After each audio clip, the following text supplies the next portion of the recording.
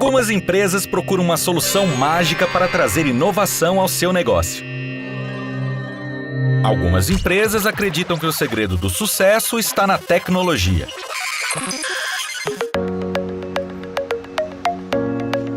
Mas as empresas mais competitivas e modernas sabem que o melhor investimento são os jovens talentos. Aprendizes e estagiários trazem a liberdade, a criatividade e a garra de quem está começando a construir uma carreira e quer provar todo o seu potencial. O CIEE possui toda a experiência para auxiliar qualquer empresa a criar um programa de estágio e aprendizagem. Qualquer empresa mesmo. Entre em contato agora com o CIEE e dê um upgrade no seu negócio.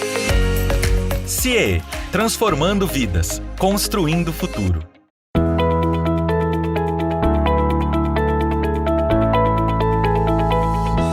Olá, eu sou Adalberto Piotto e seja bem-vindo ao Pensando Brasil aqui pela TV CIEE.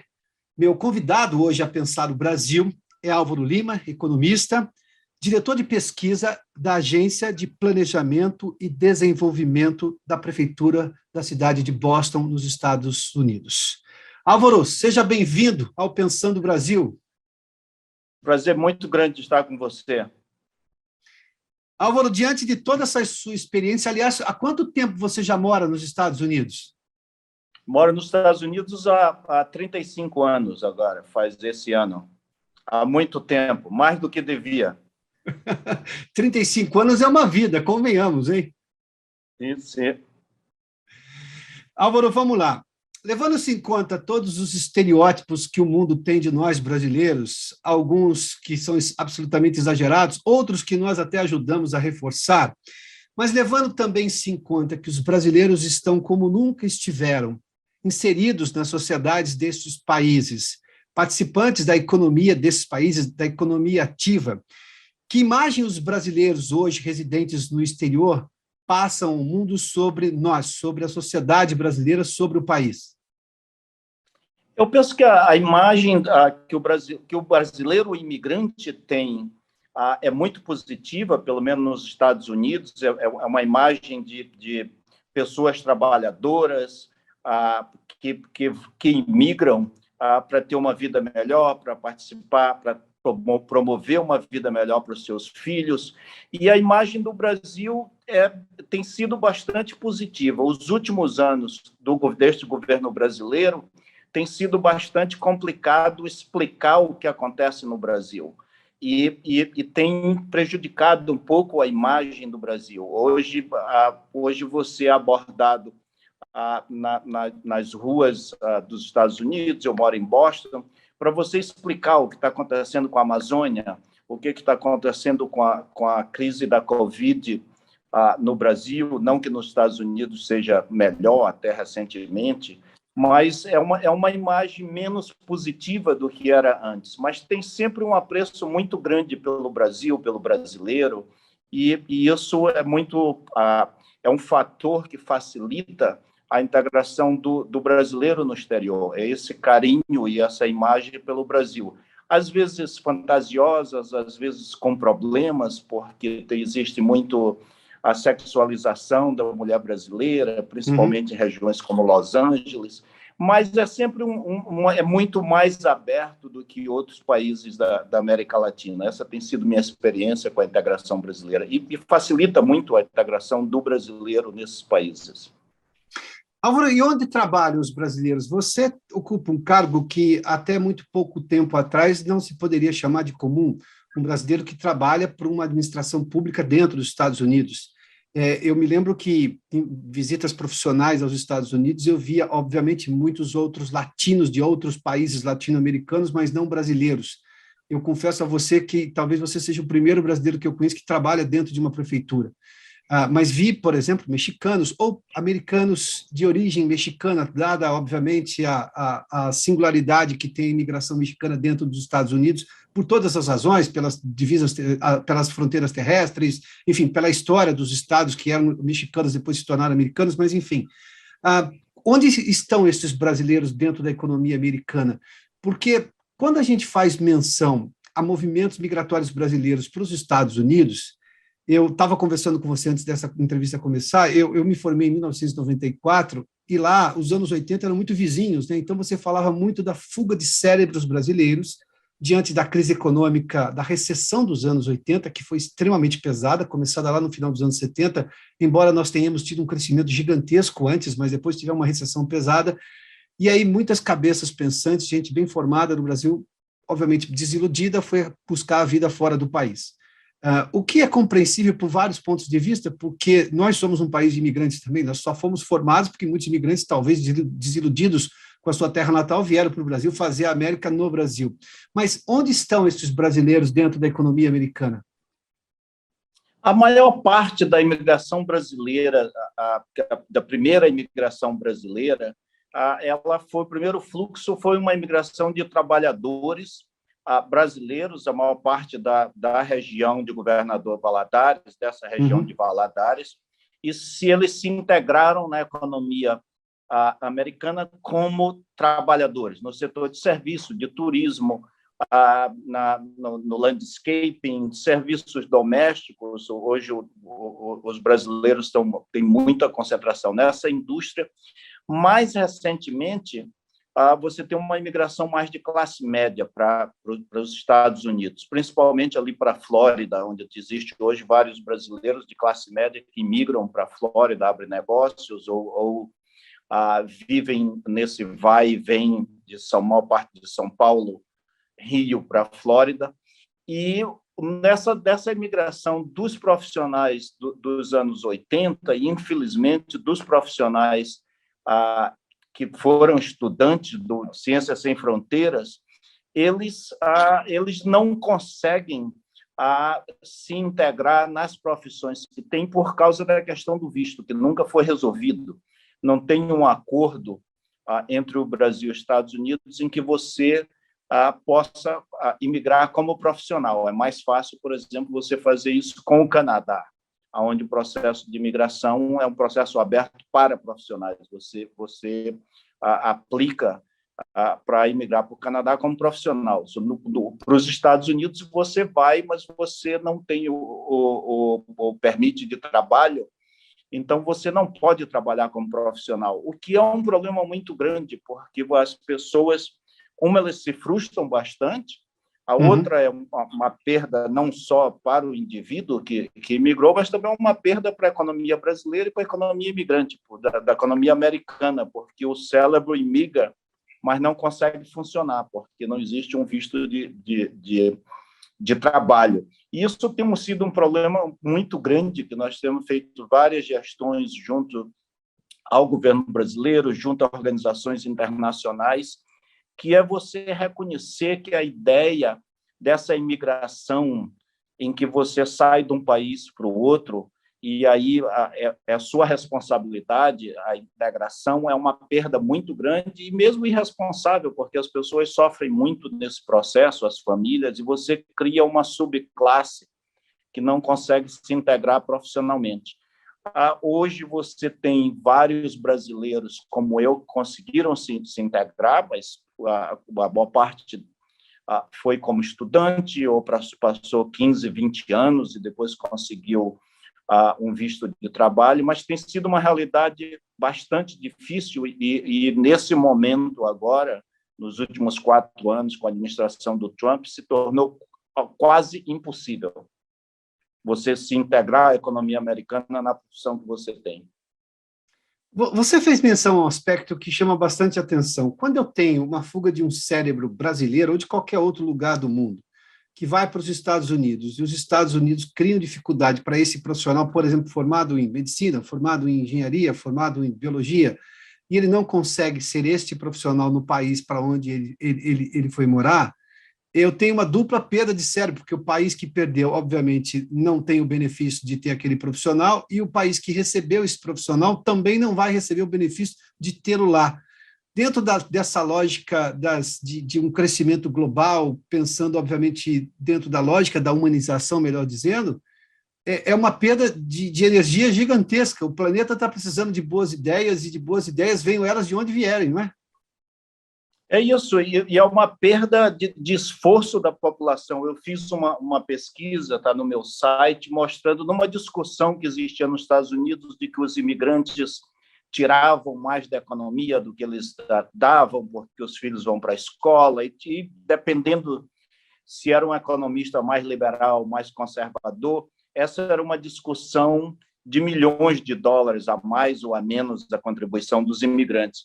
E eu escrevi um documento mostrando de que quando você sai de um país como o Brasil, por exemplo, e você foi à escola pública, à universidade pública, não só o meu cérebro imigra, mas também eu levo comigo um subsídio da população brasileira, que pagou para a minha educação, para eu trabalhar na economia americana. Então, é uma perda geral, uma perda de cérebro para os dois países, é uma perda de investimento para os países da onde a imigração parte, porque você chega lá já com uma formação que foi paga. Se você foi para a escola pública, como eu fui à Universidade Federal do Maranhão e depois fui em escolas públicas, é um subsídio de uma economia menos rica para a economia americana. E você também não aproveita isso. E isso está na casa eu fiz um cálculo de 10 anos de imigração e o nível de educação das pessoas. Esse é um subsídio de trilhões de dólares à economia americana. A única economia que vivia desse jeito é a economia da África do Sul durante a apartheid, trazendo imigrante dos países vizinhos, em que você trazia o imigrante sem custo de criar a mão de obra, e que é o mesmo dos Estados Unidos, porque quando você não dá o visto, você não tem direito de se aposentar, então você nem cria mão de obra, nem aposenta a mão de obra, é um custo que você não tem, o que é uma barbaridade no século XXI. Bom, vamos falar sobre essa barbaridade, porque, óbvio, o país que formou aquele cidadão, e eu vou falar de arte de cidadania, porque é alguém com educação elevada, é óbvio que houve um esforço público, e público eu estou dizendo estatal, e das pessoas que pagaram impostos para sustentar o sistema educacional do país, que formou aquele cidadão, mas ele sai daquele país e vai trabalhar no outro. Apesar da lógica da liberdade de ir e vir de cada um, os Estados Unidos estão perdendo com isso porque eles não reconhecem, ou eles ainda insistem nesta tese de que vem um profissional daqui e toma um emprego de um americano? Porque essas ideias protecionistas, elas não perdem valor ao longo do tempo. É incrível como isso é resiliente, não é? Independentemente do país, do qual estrangeiro, de onde venha, isso parece ser um fenômeno quase global. É um fenômeno global e, principalmente, hoje muito acirrado com vários governos com a crise econômica e vários governos de direita, em que o imigrante é o grande inimigo. O imigrante é quem está tomando o emprego. Existe e às vezes a discussão se dá no emprego, mas eu penso que todas as pessoas têm claro de que os imigrantes não tomam empregos porque os brasileiros, a imigração brasileira, você troca, na maioria dos brasileiros, você troca o trabalho que dá prestígio no Brasil pelo trabalho que dá dinheiro nos Estados Unidos. Aqui você era funcionário público ou professor, e você tinha um prestígio social, de uma classe social. Hoje você está nos Estados Unidos trabalhando em restaurantes, em cozinha, limpando casas, mas você ganha muito mais do que você ganhava aqui como professor. Mas você não tem o status que tinha. Então, nenhum americano vai fazer esse trabalho que os brasileiros estão fazendo ao preço que os brasileiros fazem, porque se eles pagassem 3 vezes mais, os americanos fariam também. Mas você controla o custo da mão de obra com a imigração e você cria todas essas tensões que hoje elas são guerras culturais. É o medo nos Estados Unidos hoje, ninguém tem medo dos imigrantes tomarem o emprego deles, eles têm medo porque a sociedade americana está mudando, a maioria do que era o americano, que era o chamado WASP, que era o White Anglo-Saxon, que era a pessoa branca protestante. Hoje, essa está continuando, vai continuar e vai ser uma minoria no ano 2050, e isso cria tensão, medo, porque essa sociedade que foi sempre protegida dos negros americanos, por exemplo, porque eles não tinham direito, dos imigrantes, porque você abre a fronteira americana quando você precisa de mão de obra, e você fecha e expulsa quando você não precisa. E isso está ficando cada vez mais difícil, porque existe um regime maior hoje de direitos humanos, não só direitos do cidadão, e você precisa desumanizar os imigrantes para você ter o mesmo nível de repressão que você tinha antes, que era normal. Você só abria, fechava a fronteira, e esse era tido como normal. E que hoje cada vez é mais difícil, porque por causa dos regimes de direitos humanos, então você tem que criar várias tensões, como o Trump criou, por exemplo, que os imigrantes, não é que eles tomavam os empregos, mas porque eles eram ladrões, porque o crime aumentava com o imigrante. E você vê as estatísticas, as populações, as cidades onde tem muito imigrante tem menos crime. Mas isso cria tensão numa população que está nervosa, porque as sociedades estão mudando, são mais globalizadas. Hoje você tem mais pessoas do mundo todo, em várias partes do mundo todo. Nesses movimentos recentes de uma tensão maior, até pela reivindicação de direitos de imigrantes que estão no país, de estrangeiros que estão no país, que estão contribuindo para a economia, se eu tirar a força de imigrantes nos Estados Unidos, a economia americana não será o que ela é hoje. Então, quer dizer, economicamente é muito fácil comprovar isso, você já mostrou isso em vários dos seus estudos que eu tive a oportunidade de ler. Mas os brasileiros participam desses movimentos de tensão, eles já estão mais... Porque a gente viu isso, obviamente, com os negros americanos, lá atrás, né, dos anos 60, dos anos 70, isso é muito forte. A gente já viu movimentos de latinos parecidos desta maneira, latinos que não brasileiros, né, porque somos também latino-americanos, mas a gente não fala espanhol, tem sempre uma diferença nessa questão da língua. Mas os brasileiros estão inseridos também nesses movimentos por reivindicação de direitos ou ainda são uma comunidade à parte desse grupo de estrangeiros que moram nos Estados Unidos? Cada vez mais os brasileiros dos Estados Unidos eles se envolvem na política americana, criando organizações não governamentais de apoio aos direitos dos trabalhadores brasileiros. Cada vez mais eles se associam a organizações de imigrantes, a organizações latinas. Hoje, em Boston, nós já conseguimos eleger 3 vereadores em cidades ao redor de Boston. Hoje, nós temos um deputado estadual brasileiro eleito.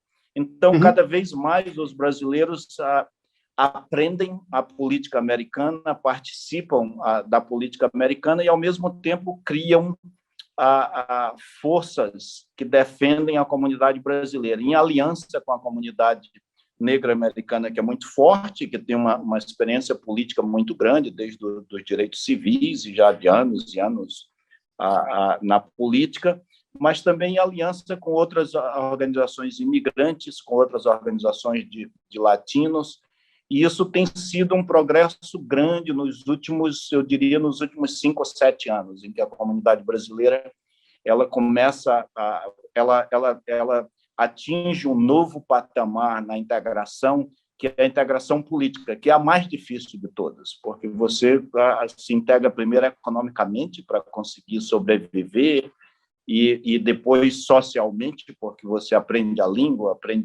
você sai um pouco de dentro da comunidade brasileira, e agora politicamente, que é mais difícil, porque você não consegue se eleger só com brasileiros. Então, você tem que fazer essa ponte para outras comunidades para você se eleger. E esse foi um processo relativamente difícil, é relativamente difícil em toda a comunidade imigrante, tem sido relativamente difícil na comunidade brasileira, porque ela se fechou muito, por necessidade própria de autoajuda, de defesa social, e hoje ela começa a se abrir e ter espaços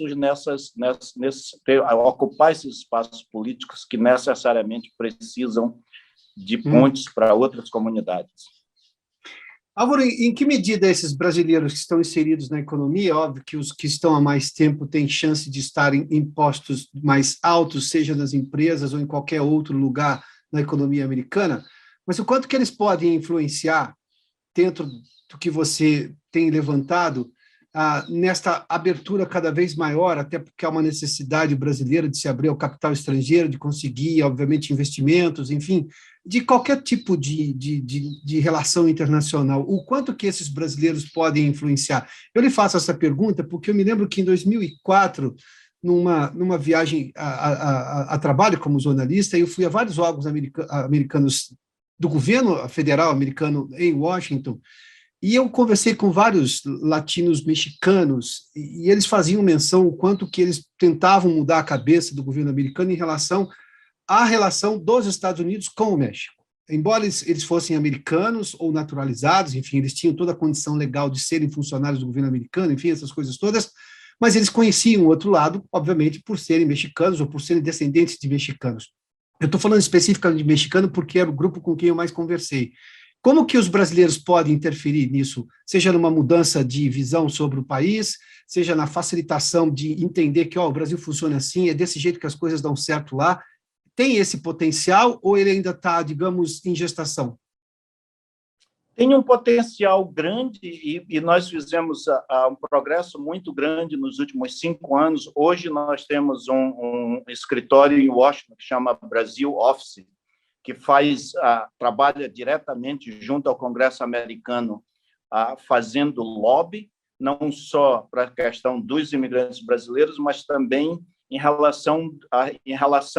nas relações do governo americano com o governo brasileiro, que não mudou muito com o governo, a política do Biden em relação à americana, a América Latina é tão ruim quanto a do Trump, e a gente pressiona ele muito. Por exemplo, nós fizemos uma campanha ano passado puxando o governo americano para quebrar ou suspender temporariamente a patente das vacinas, de mandar vacinas para a América Latina. Nós fizemos várias cartas assinadas por deputados e senadores americanos. Ele prometeu que ia fazer isso. Então, a gente faz muito tem uma outra organização que tem muito poder, que é o US Network for Democracy in Brasil, que é formado de ativistas brasileiros, professores e estudantes brasileiros nas universidades americanas e brasilianistas, que também puxam muito o governo americano, principalmente na política deles de intervenção na América Latina, a política em relação à imigração, que tem a ver com a visão dos estados, do Estado americano em relação ao Brasil. O Trump, por exemplo, era bastante claro de que ele queria a imigração de suecos, dinamarqueses, europeus, mas não esse pessoal aí do sul, da fronteira do sul, e a gente foi forçado a amadurecer rapidamente durante o governo Trump, porque nós tínhamos que sobreviver como imigrantes e defender os nossos imigrantes e também defender a comunidade negra, os latinos, e isso forçou muito essas organizações a se expandirem rapidamente e fazerem alianças com outras organizações. Hoje, por exemplo, em relação ao Brasil, a gente trabalha com várias organizações na questão da Amazônia, de defesa da Amazônia, de preservação da Amazônia, de uma extração da Amazônia que não dilapide a floresta. E isso forçou muito, porque esses últimos 4 anos do governo Trump foram anos bastante difíceis para a imigração em geral nos Estados Unidos e para a população, principalmente para a população latina, porque existia questão muito complicada com a América Latina, que é sempre complicada com os Estados Unidos, a relação Estados Unidos-América Latina. Álvaro, e como é que é a relação dos brasileiros, por exemplo, na Europa, no Japão? Eu sei que você se dedica também a compreender essas comunidades. É muito diferente a relação, porque no Brasil nós somos um misto de influências europeias, muito de europeias, até por causa da imigração, e por um poder econômico, sobretudo depois do pós-guerra, na Segunda Guerra, com influência americana, mas daí não é só no Brasil, a influência americana se estendeu para o mundo inteiro de uma maneira imensamente forte. Mas como é que são os brasileiros em outros países do mundo? Essa relação e o crescimento deles do ponto de vista social e econômico? Ela muda muito, não, de país a país, não só pela origem do fluxo, o fluxo tradicional dos imigrantes brasileiros para os Estados Unidos eram, agora você tem imigrantes de todos os estados do Brasil, mas tradicionalmente eram trabalhadores da região de Governador Valadares, a maior parte deles sem documentação de trabalho, então eles se integravam na economia americana nesses setores mais frágeis da economia, de serviço.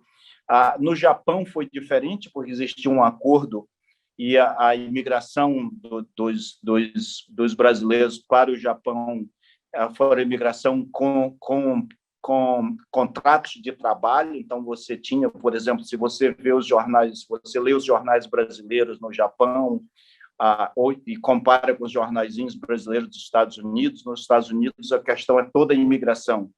No Japão, são questões trabalhistas, de trabalho dentro das fábricas, de luta dentro das fábricas, e também do choque de você ser japonês, mas não ser japonês. Você descobre que você é brasileiro no Japão e talvez descubra que é japonês no Brasil.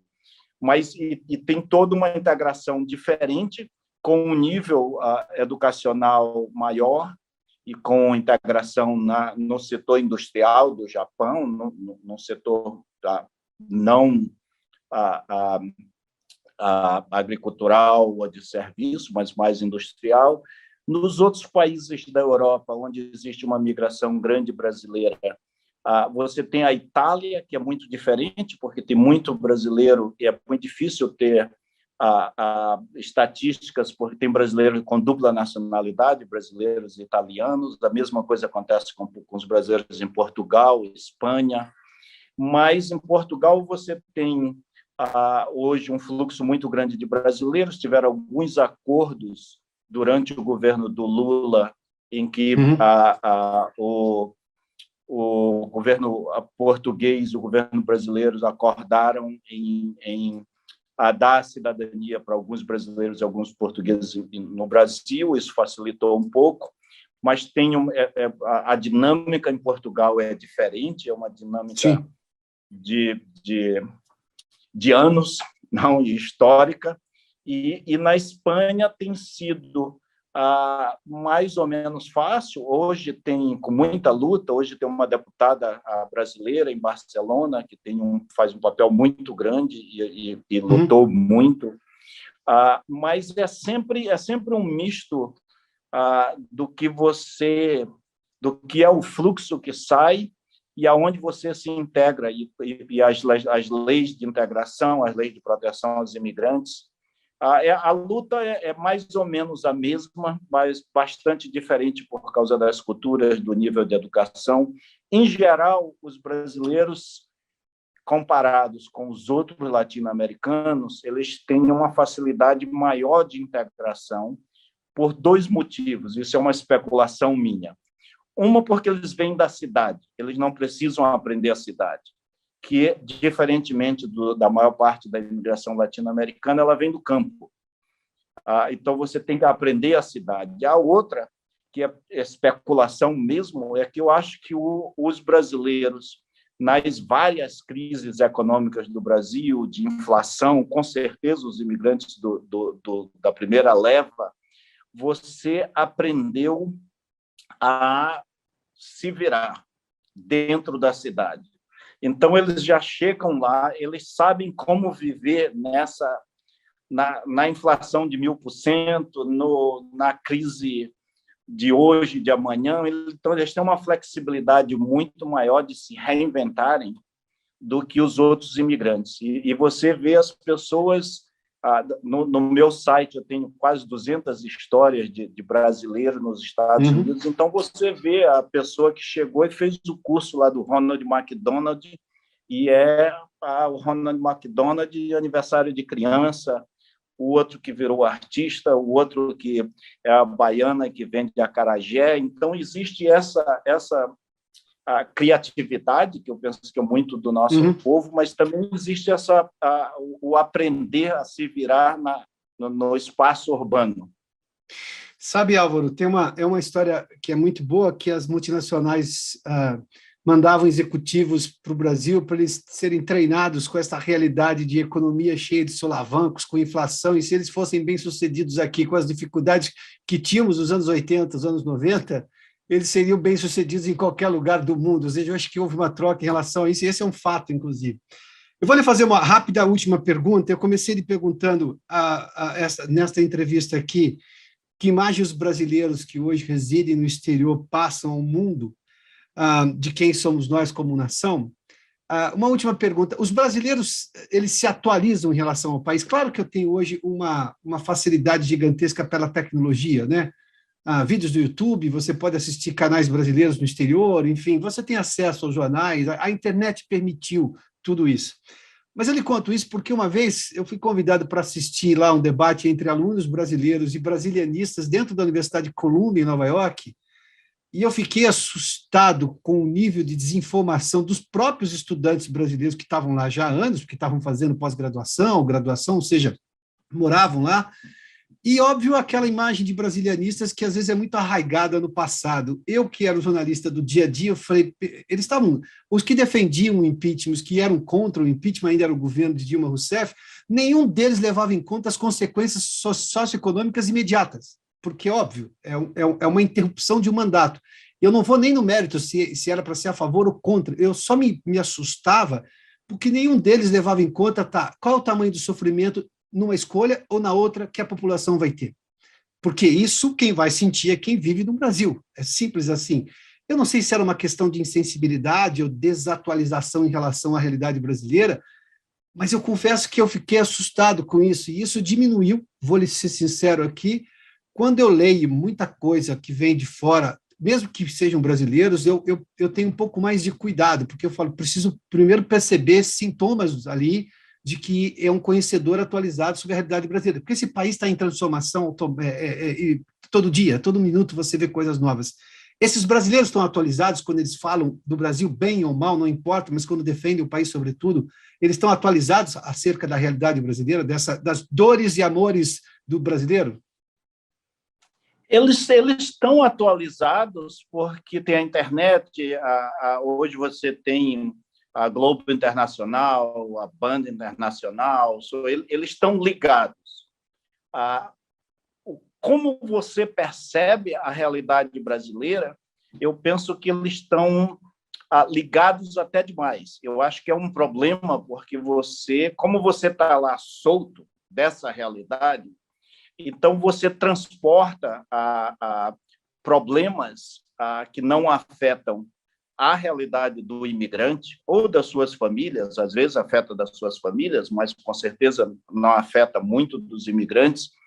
E hoje você tem comunidades divididas por questões políticas do Brasil, que você tem muito pouco a resolver, mas também você não está inserido em nenhum partido político, você não está inserido em nenhuma associação de classe, você não está inserido no dia a dia.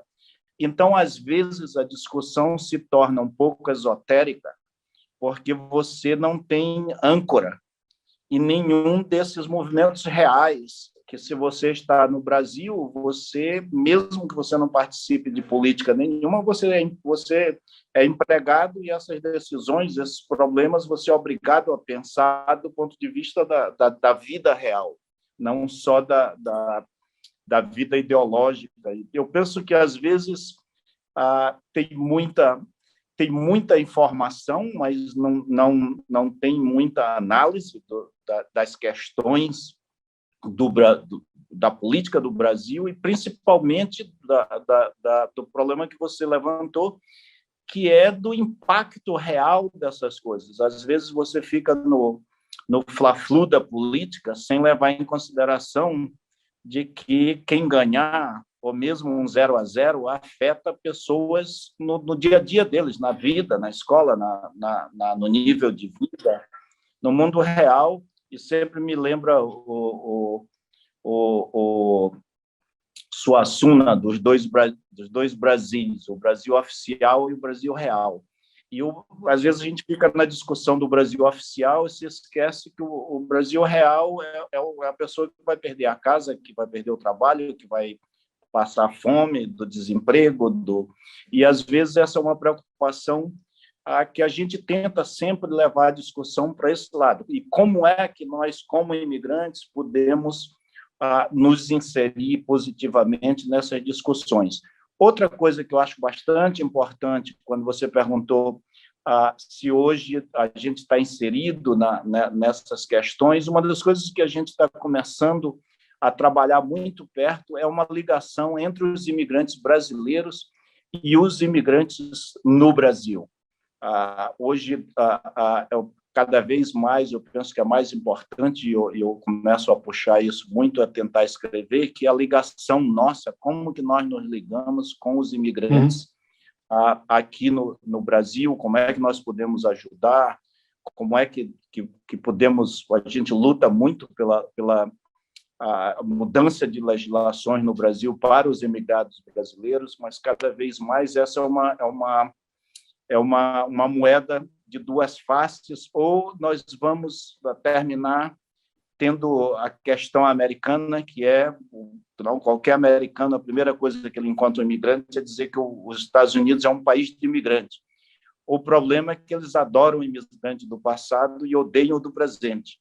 Sim. Então, a gente está tentando ver se a gente luta também para que os imigrantes do presente sejam amados no presente, não no futuro. Álvaro Lima, economista, diretor de pesquisa da Agência de Planejamento e Desenvolvimento da Prefeitura de Boston, a cidade do estado de Massachusetts, nos Estados Unidos. Álvaro, muito obrigado pela entrevista, pela gentileza de nos atender aqui no Pensando Brasil. É um prazer todo meu e eu espero que ele encontre em Boston para uma outra entrevista e entrevistar outras pessoas interessantes que vivem na nossa comunidade. O convite fica feito. Muito obrigado mais uma vez. Um abraço grande, obrigado.